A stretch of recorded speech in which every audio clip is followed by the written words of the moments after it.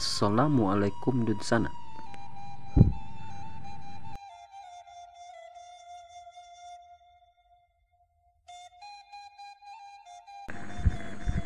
Persekutuan Gereja-Gereja di Indonesia atau PGI menganggap penolakan beberapa kelompok adat Minangkabau dan pemerintah Provinsi Sumatera Barat terhadap aplikasi Injil berbahasa Minang sebagai pembatasan kebebasan beragama. Sebelum pro dan kontra aplikasi itu mencuat, Alkitab versi cetak telah diterjemahkan ke berbagai bahasa daerah, termasuk bahasa Minang, kata pemuka agama Kristen di Padang. Namun pemerintah setempat bersikeras Injil berbahasa Minang tak sepantasnya dibuat. Alasan mereka, Alkitab itu tidak sesuai dengan falsafah lokal yang berdasarkan syariat Islam. Ketua PGI Pendeta Gomar Gultom menyebut penerjemahan Injil ke berbagai bahasa daerah dilakukan untuk memudahkan umat Kristiani mendalami ajaran agama dalam bahasa ibu mereka. Bukan hanya oleh Lembaga Alkitab Indonesia, Gomar mengatakan penerjemahan Injil ke bahasa-bahasa daerah selama ini juga dilakukan sejumlah kelompok umat Kristiani.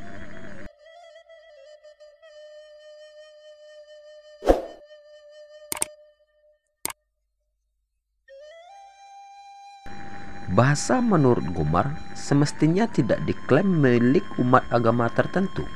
Penerjemahan Alkitab itu pekerjaan semua umat yang peduli. Ada ajaran bahwa Injil memang harus diberitakan ke seluruh suku bangsa, ujarnya. Itu bagian agar umat bisa membaca Alkitab dalam bahasa mereka, karena bahasa daerah lebih mudah mereka mengerti. Gubernur Sumatera Barat semestinya paham bahasa bisa digunakan oleh seluruh umat beragama. Tidak bisa diklaim bahwa hanya mereka yang bisa menggunakan bahasa Minang, kata Gomar.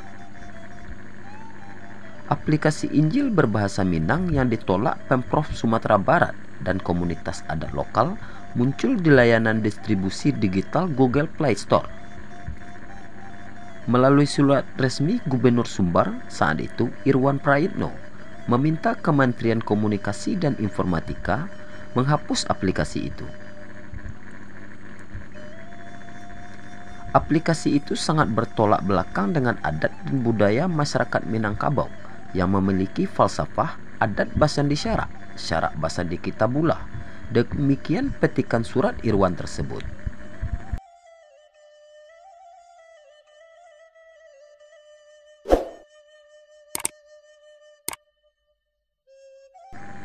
Dalam bahasa Indonesia, falsafah yang dikutip Irwan itu berarti adat Minangkabau bersendikan syariat dan syariat bersendikan Al-Quran. Saat berita ini diturunkan, aplikasi itu tidak bisa lagi ditemukan di pusat distribusi digital milik Google. Bagaimanapun, menurut Pendeta Gomar, pandangan hidup masyarakat Minangkabau itu seharusnya tidak membatasi hak warga Sumbar untuk menjalankan agama selain Islam. Gomar merujuk Abdul Wadud Amrullah alias Willy Amrul, adik ulama asal Minangkabau, Hamka. Semasa hidupnya, kata Gomar, Willy menganut Kristen dan berprofesi sebagai pendeta. Tidak ada yang bisa mengklaim bahwa sebuah wilayah hanya untuk umat Muslim dan yang lain tidak boleh beribadah di sana, ujarnya. Alkitab dalam bahasa Arab sudah dari dulu ada dan tidak bisa dibilang juga bahwa tidak ada orang Minang yang Kristiani, kata Gomar.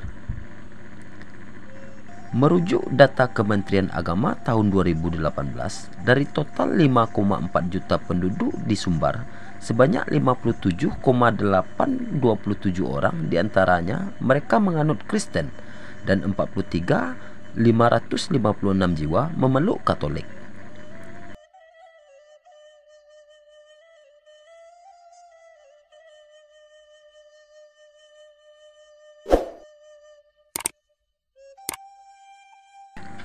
Kepala Dinas Kominfo Sumbar, Jasman, menganggap Injil berbahasa Minang itu mengganggu kondusivitas masyarakat di daerahnya. Ia menuduh ada niat kristenisasi warga Sumbar di balik aplikasi tersebut. Orang Sumbar falsafah hidupnya sudah pasti, artinya tidak ada kitab suci lain di Sumbar selain Al-Quran, ujar Jasman via telepon. Aplikasi kitab berbahasa Minang itu mengobok-ngobok falsafah hidup masyarakat Minangkabau. Saya yakin diprovokasi, itu ingin membawa orang Sumbar masuk ke agama tertentu, tuturnya. Namun sebenarnya ada pula penilaian yang berada di masyarakat setempat. Andri, warga keturunan Minangkabau di Padang, mengaku tak terusik dengan Alkitab yang diterjemahkan ke bahasa daerahnya. Tidak masalah, mau bahasa apapun, di Arab juga ada Injil berbahasa Arab. Persoalannya, kenapa di sana tidak dikomplain, tapi di Sumbar dipermasalahkan? Itu harus jadi dasar pemikiran, ucapnya kepada Albert, wartawan di Padang yang melaporkan untuk BBC Indonesia. Warga keturunan Minangkabau lainnya, Jamal, sependapat, walau memahami penolakan yang dinyatakan sebagian kelompok adatnya. Menurut saya sebenarnya tidak ada masalah. Kan ada di daerah ini yang beragama Kristen. Tapi falsafah itulah yang menjadi dasar penolakan, ujar Jamal.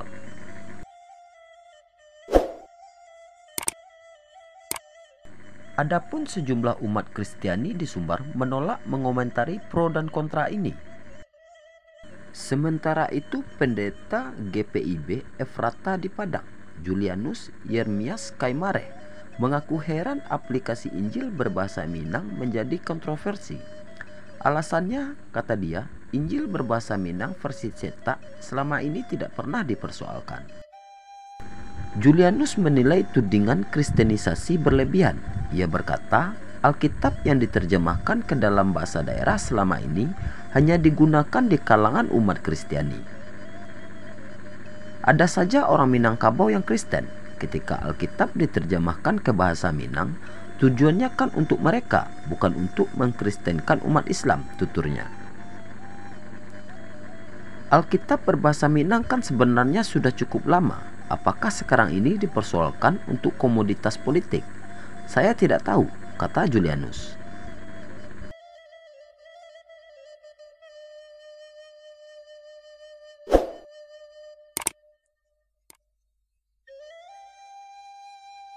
Dalam Indeks Keberagaman Umat Beragama yang disusun Kementerian Agama tahun 2019, Sumbar mendapatkan 64,4 poin untuk duduk di peringkat ke-33 dari seluruh provinsi. Poin yang diraih Sumbar itu di bawah poin rata-rata nasional, yaitu 73,83. Salah satu kontroversi kebebasan beragama di Sumbar kala itu muncul larangan ibadah Natal di Kabupaten Damasraya dan Sejunjung. Meski begitu, Pemprov Sumbar membantah penolakan terhadap aplikasi Injil berbahasa Minang sebagai bentuk pelanggaran hak beragama. Toleransi di Sumbar bagus, kami tidak pernah macam-macam dengan umat agama lain. Kalau mereka beribadah malah kami jaga. Tapi kondisi aman ini jangan diacak-acak, jadi hormatilah pakem dan kebiasaan lokal, kata Jasman. Secara umum hingga 2019, LAI telah menerjemahkan Alkitab ke dalam 34 bahasa daerah.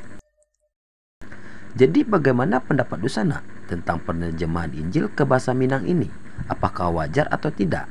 Tinggalkan pendapat Dusana dengan bijak di kolom komentar.